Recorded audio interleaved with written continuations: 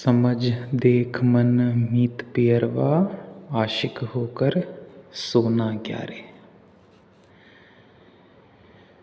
तो संतों ने ऋषियों की गूढ़ शिक्षाओं और श्लोकों को साधारण जन तक पहुँचाने के लिए उन्हें उन्हीं की भाषा और स्तर पर उतार दिया। मन को भटकने से बचाने के लिए उन्होंने ज्ञान को संगीत का रूप दे दिया। लेकिन हमारे भीतर एक ऐसी वृत्ति होती है जो ध्वनियों में मौज खोजती है, उनसे सुख लेती है। यह केवल मनुष्य में ही नहीं है बल्कि पशुओं और छोटे बच्चों में भी देखी जाती है। इसमें बुद्धि या समझ का कोई विशेष योगदान नहीं होता, यह मात्र अनुभवजन्य सुख है। जैसे आँखें इंद्रधनुष को आकाश में देखकर ठहर जाती है, लेकिन इंद्रधनुष को देखने से ना व्यक्ति में कोई सुधार आता है और ना ही कोई गहरी समझ विकसित होती है। यह तो केवल इंद्रियों का सुख है। ठीक यही बात स्पर्श और स्वाद पर भी लागू होती है। जब हमें स्वादिष्ट भोजन मिलता है तो मन तुरंत प्रसन्न हो उठता है, जबकि उस भोजन से ना तो हमारे बंधन टूटते हैं, ना ज्ञान दूर होता है और ना ही कोई बोध जागृत होता है। फिर भी मन को थोड़ी देर के लिए राहत मिल जाती है। आपने देखा होगा जब कोई व्यक्ति स्वाद लेकर भोजन कर रहा होता है तो वह उस क्षण तनाव मुक्त दिखाई देता है।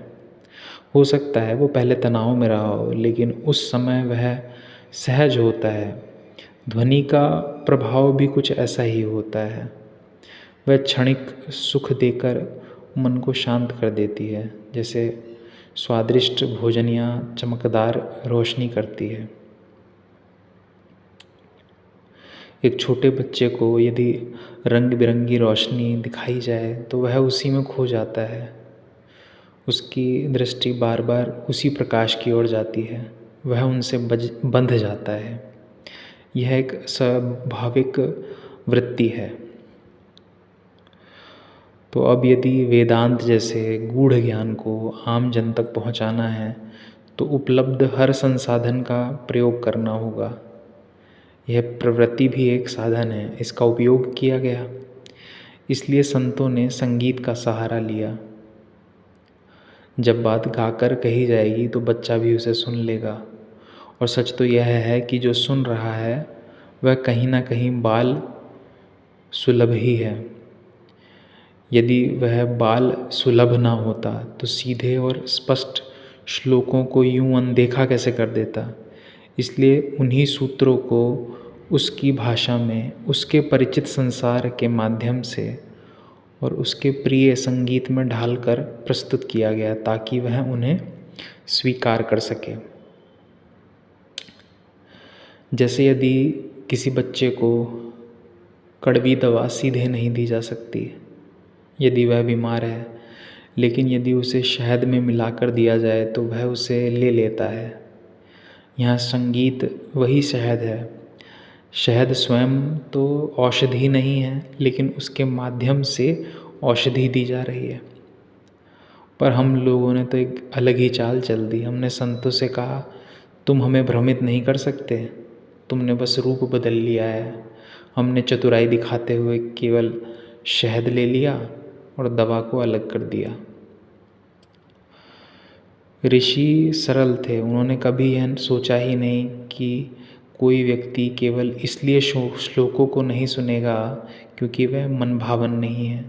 उन्होंने सीधी कड़वी दवा दे दी। हमने उसे अस्वीकार कर दिया क्योंकि उसमें स्वाद नहीं था।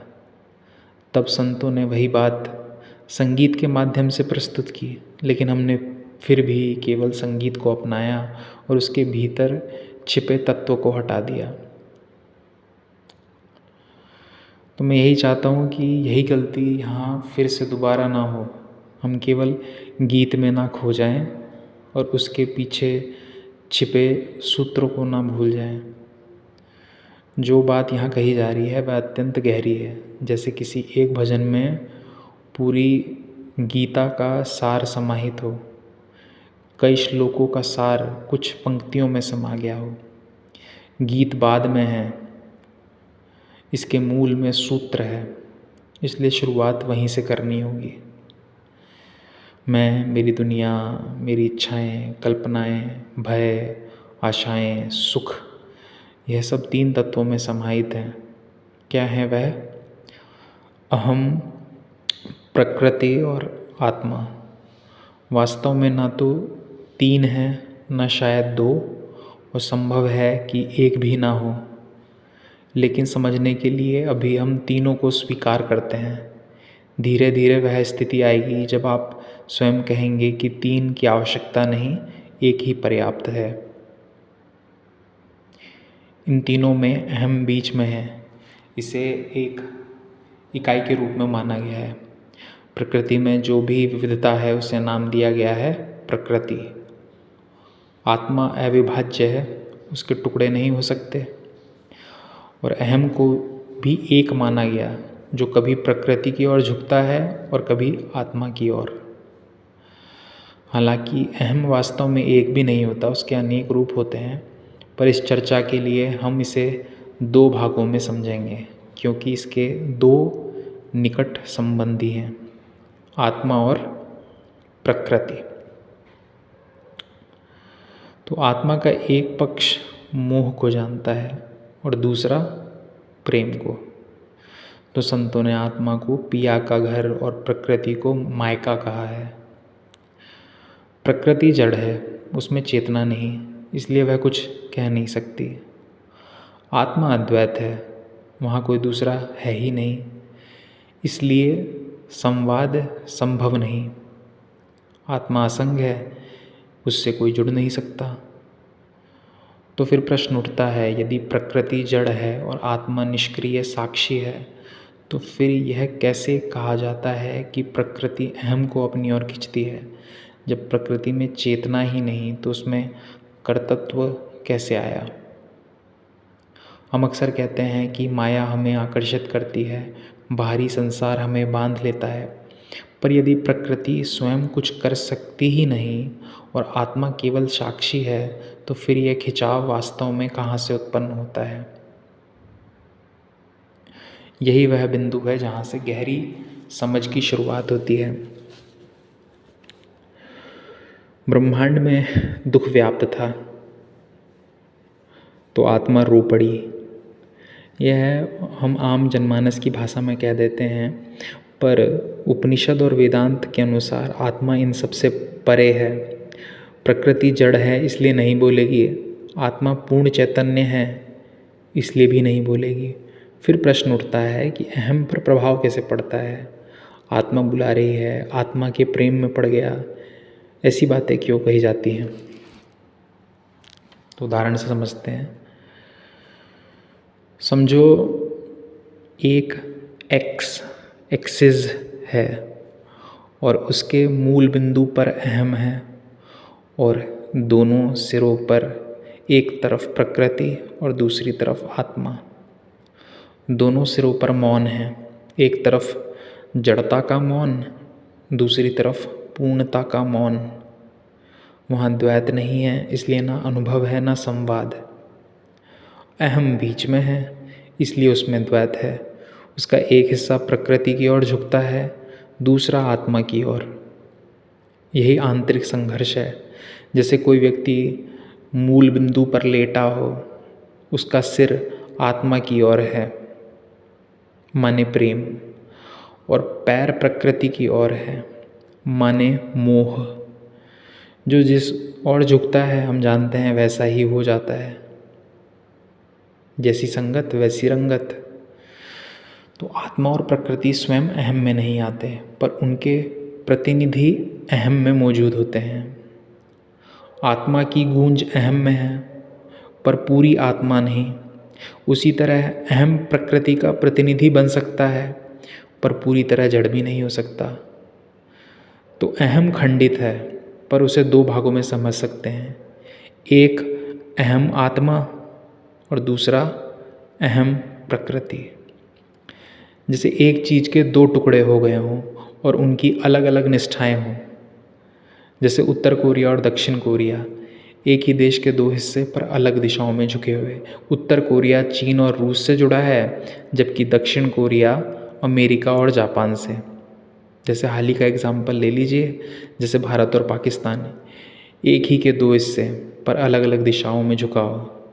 1971 के युद्ध में भारत सोवियत संघ की ओर था और पाकिस्तान अमेरिका के प्रश्रय में। इसी तरह अहम के भीतर भी आंतरिक गृह युद्ध चलता रहता है। आत्मा और प्रकृति सीधे नहीं लड़ते, उनके प्रतिनिधि लड़ते हैं अहम के भीतर।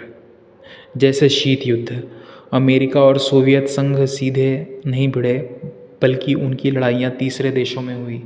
जैसे ईरान इराक युद्ध, वह वास्तव में दो महाशक्तियों का संघर्ष था जो दूसरे के माध्यम से लड़ा गया। ठीक वैसे ही आत्मा और प्रकृति भी आमने सामने नहीं आते, वे अपने अपने प्रतिनिधियों के माध्यम से अहम के भीतर ही संघर्ष करते हैं, और अहम ही वह कुरुक्षेत्र बन जाता है जहाँ सत्य और माया का युद्ध चलता है। तो अहम का जो हिस्सा आत्मा की ओर है वह प्रकाशित, समझदार और शांत होता है, और जो हिस्सा प्रकृति की ओर है उसमें अज्ञान, मोह और तृष्णा होती है। यही मनुष्य का वास्तविक आंतरिक संघर्ष है। तो अब प्रश्न यह है कि क्या हम केवल सिद्धांतों की बात कर रहे हैं, लफाजी उड़ा रहे हैं, या वास्तव में हम अपने इसे भीतर अनुभव करते हैं? क्या आपने कभी महसूस किया है कि आपके भीतर ही जैसे दो हिस्से हों, एक जो आत्मा की ओर खींचता है और दूसरा जो प्रकृति की ओर ले जाता है? ऋषियों ने इस द्वंद्व को गहराई से जाना था, इसलिए उपनिषदों में एक सूत्र दिया गया, मन से मन को आलोकित करो। तो जब उनसे पूछा गया कैसे करें, गुरु मिलता नहीं, शास्त्र समझ में नहीं आते, तो उन्होंने कहा मन से ही मन को प्रकाशित करो। अर्थ यह है कि तुम्हारे भीतर ही वह तत्व मौजूद है जो तुम्हारे अंधकार को दूर कर सकता है। इसका मतलब है कि तुम्हारे भीतर कोई ऐसा भी है जो अज्ञान को मिटा सकता है। अहम का एक भाग आत्मा की ओर झुका है, वही अहम के प्रकृति प्रधान अहंकार को, अंधकार को हटाएगा।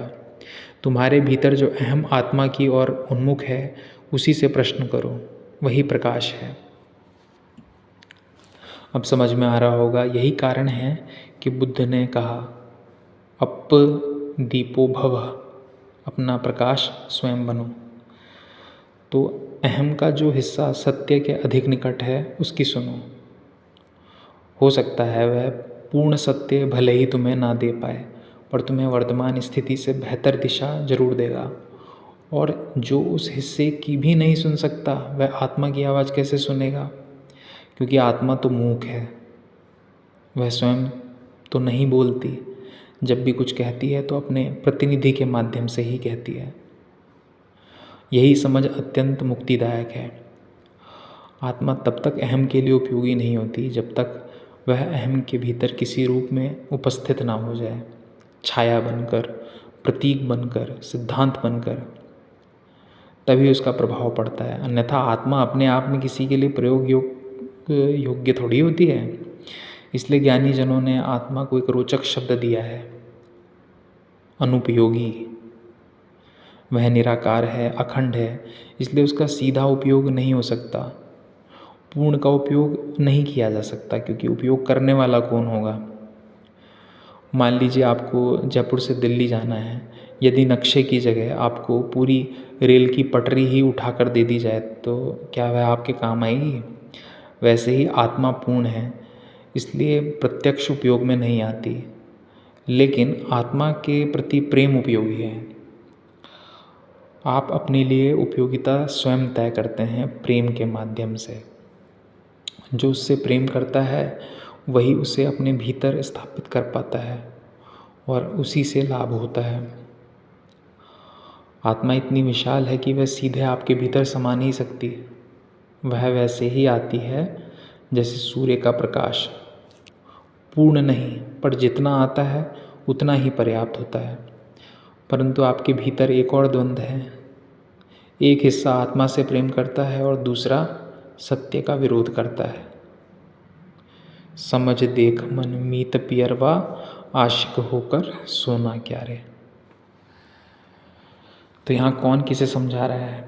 अहम ही अहम को समझा रहा है। वह कह रहा है, देख मेरे प्यारे, हम दोनों एक ही हैं। मैं सिर हो सकता हूँ, तू पाँव, पर शरीर एक ही है।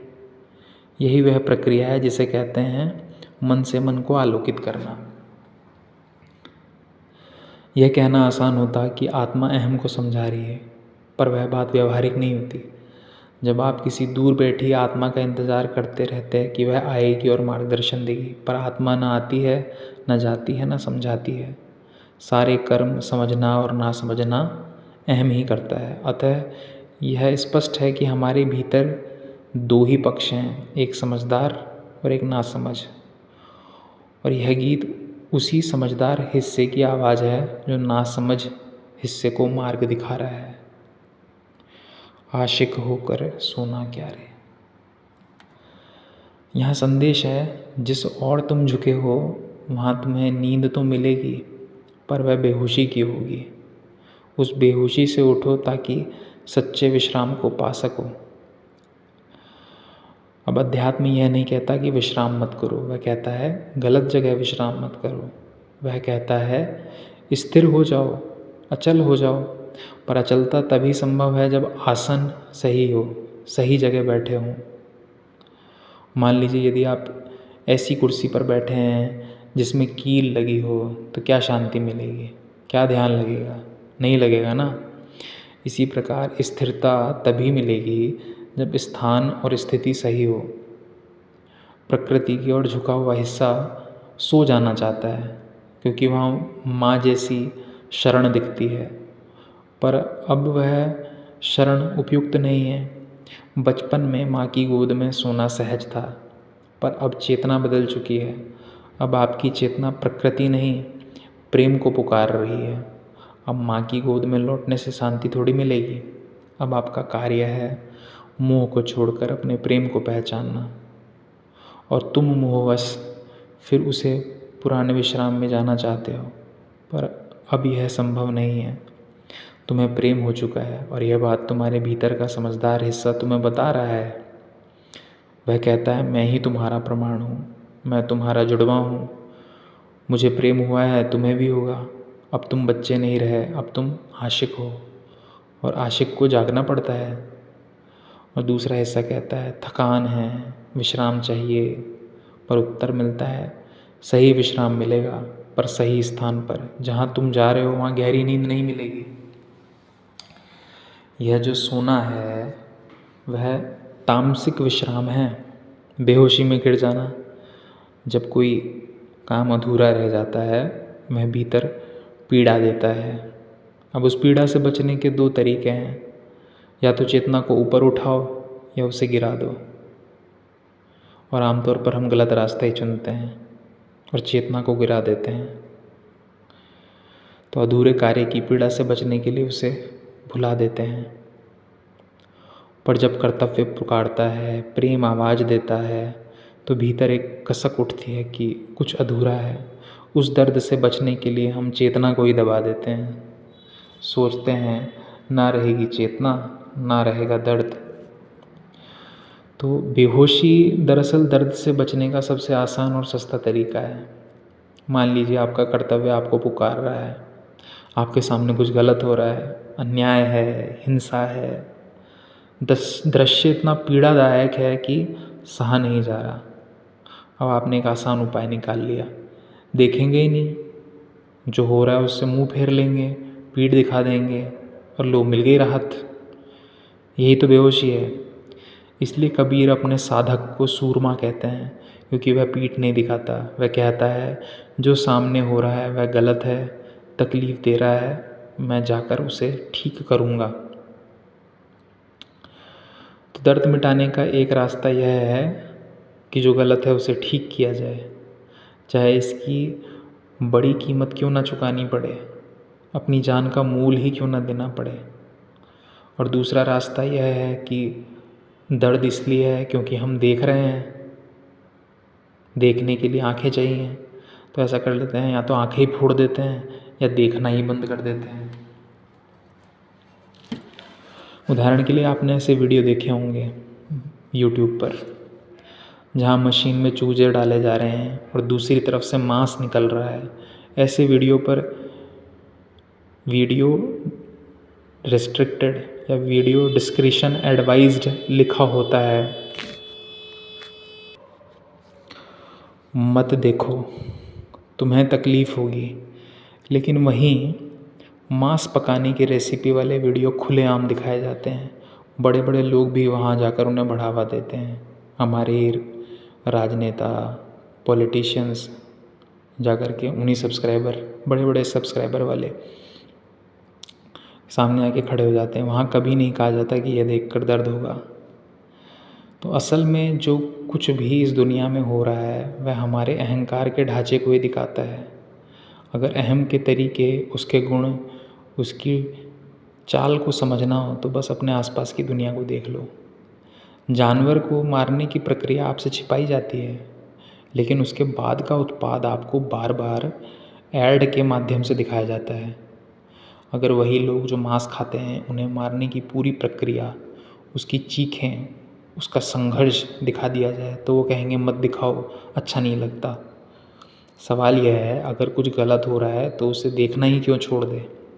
यही अहंकार के दो पक्ष सामने आते हैं। दोनों का लक्ष्य एक ही है, मुक्ति। लेकिन एक ने सही तरीका चुना है, दूसरे ने गलत जुगाड़। जो हिस्सा प्रकृति की ओर झुका है वह कहता है दर्द है, इसलिए है क्योंकि हम जाग रहे हैं, चलो सो जाते हैं, बेहोश हो जाओ, सब ठीक लगेगा।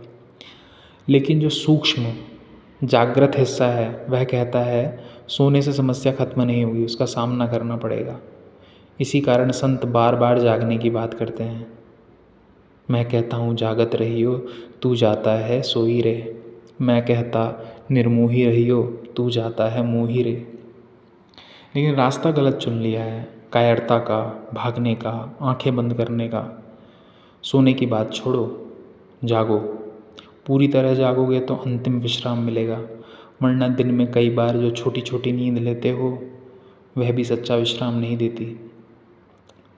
कोई ऐसी नींद है जो कभी टूटी ना हो, और अगर ना भी टूटे तो क्या वह इतनी गहरी होती है कि पूर्ण विश्राम दे सके।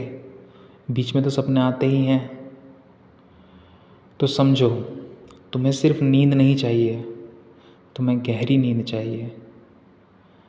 इसका मतलब है कि तुम्हारी चाहत गहराई की है, सच्चाई की है। यही तुम्हारी असली आशिकी है। तुम भी किसी न किसी और भाग ही रहे हो ना। चाहे आत्मा की ओर भागो, चाहे प्रकृति की ओर भागो, भाग तो रही हो। तो आशिक तो तुम भी हो। यही अहंकार के दो हिस्से आपस में संवाद कर रहे हैं, एक आत्मा की ओर झुका हुआ, दूसरा प्रकृति की ओर। दोनों ही असंतुष्ट हैं, दोनों ही कुछ पाना चाहते हैं, दोनों को ही अपनी अधूरी स्थिति स्वीकार नहीं है। फ़र्क बस इतना है कि एक ने सही उपाय चुना है और दूसरा गलत। और यह पूरा संवाद कहीं बाहर से नहीं आ रहा, यह हम खुद से ही कह रहे हैं। संतों और ऋषियों की वाणी कोई पराई चीज़ नहीं है, वह हमारे ही भीतर के प्रकाश से हमारे अंधकार को संबोधित कर रही है। और जब यह समझ में आ जाए कि कहने वाला भी मैं ही हूँ और सुनने वाला भी मैं ही हूँ, तब बात गहरी हो जाती है। तब जिम्मेदारी भी आ जाती है कि यह तो मेरी ही बात है जिसे मैं खुद को समझा रहा हूँ। तो मूल बात यही है, किसके द्वारा और किसके लिए। अगर यह नहीं समझा तो कुछ भी समझ में नहीं आएगा। आखिरी में सच्चाई यही है, एक ही कहने वाला है और उसी ने खुद को सुना है। अहम के ही दो फाड़ हो चुके हैं, एक अहम प्रकृति और एक अहम आत्मा। अहम आत्मा वाला हिस्सा ही अहम प्रकृति के हिस्से को संबोधित कर उसे समझा रहा है